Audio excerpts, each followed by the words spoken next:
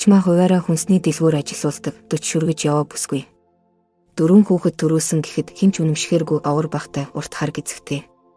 Үсээ задгаа тавина гэж байхгүй, үргэлжил сүлжин.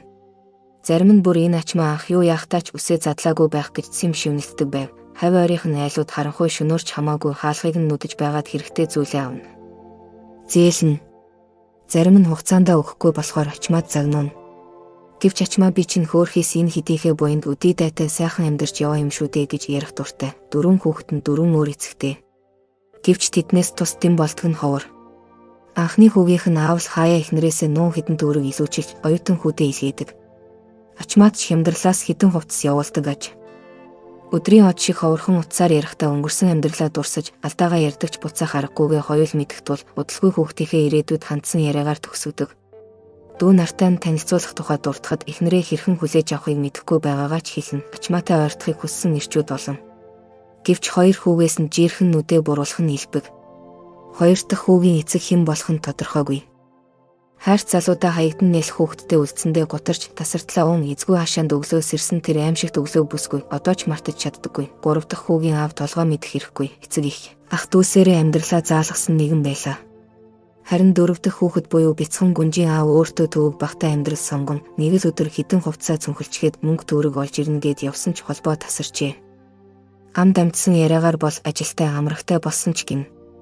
Ачмаа сонсоод юу ч хийсэнгүй өнгөрүүлсэн. Сүүлийн үед бүсгүй 2 хүүгээсээ айх нууцтай болсон нь би. Нэг шөнө тэдний үдийг хин нэгэн зөөлөн тогшиж ачмаа хаалгаа нээвэл 30 орчим насны залуу амьсгаадан орж ирээд "Ихчээ, би танад нуугдчихъя" гэжээс ачмаа олон үг асуулгүй. Үүдээ төгжээд залууг бараа өрөө рүү оруулж цоожлов. Гэтэл хаалгыг учиргүй чанга балбаж эхэллээ. 2 хүн өвөө дээрээ явсан тул ачмаа жаахан айж хаалгаа нээтэл түрүүний залуугийн насны 2 халамцуул орж ирв. "Сая танах руу хүн орж ирээгүй биз?" Гэхэд "Үгүй" гэж товчхон хариулв. Нэг нь "За уучлаарай ихчээ, ганц шил юм өгчих" гэвэл манайх арх зардаггүй. Гэсэнд нөгөөх нь дуугаа өндөрсгөн "Иш чааваас архигүй дэлгүүрийг ямар дэлгүүр гэдэг юм?" Гэхдээ нөхөр нь "За бойл анд явъя" гэд чирэн гарчээ. Нилээд хугацааны дараа ачмаа гэрлээ унтраан гарч хідэнгээр хавь орой тусган харсан ч юу ч үгүй. Дахиад гэртээ орж ирээд ширээний гэрэл асаан залууг гаргалаа. Нөгөө хүмүүс чинь явчихаж гэхэд залуу "Эгч танд маш их баярлалаа. Та миний амийг аварлаа шүү дээ" гэж тэрвэрэн авчээ. Залуугийн хүүтэн бие бүсгүйн халуун биед хүрэхэд дотор нь сэрэл татав.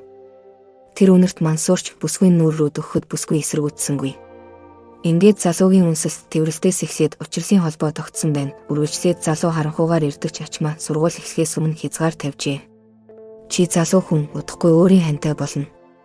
Бидний энэ учрал төр зуурих" гэж хэлэхэд залуу таныг би хизээч мартахгүй хэмээн шивндэг байв. Ачмаад өөр нууцч бий. Савны гадуурх жирэмслэлтээс болж цус алдсан тул нэг өндөвчөө ахуулжээ. Энэ явдлаас болоод нөхөр нь түүнийг орхисон. Бүсгүй гомдоогүй, харин ч зөв гэж боддог байлаа. Гэвч нэг өдөр шинжилгээгээр өндөвчний хоргүй хавдартай байх магадлал гарсан ч тэр хот яваагүй. Өдөр тутмынхаа зардал хүүхдийн сургалтын төлбөрийг л бодсоор өнгөрөөжээ. Нэгэн өдөр настай ир нүүр савчирч өгөөд зураг тамж. Ачмаагийн эцэг ихийг мэдтгээ хэлв. "Чиний авсан хүүгийн амийг аварсан охин чи мөн байна" гэж уулгаалдаад маргааш хүүгээ дагуулж ирнэ гэв. Маргааш нь настай ир хүүтэйгээ ирэхэд тэр залуу ачмаагийн өмнө өвдөг сөхрөн сууж бөөж гарган гэргийн минь болооч гэж хүсв.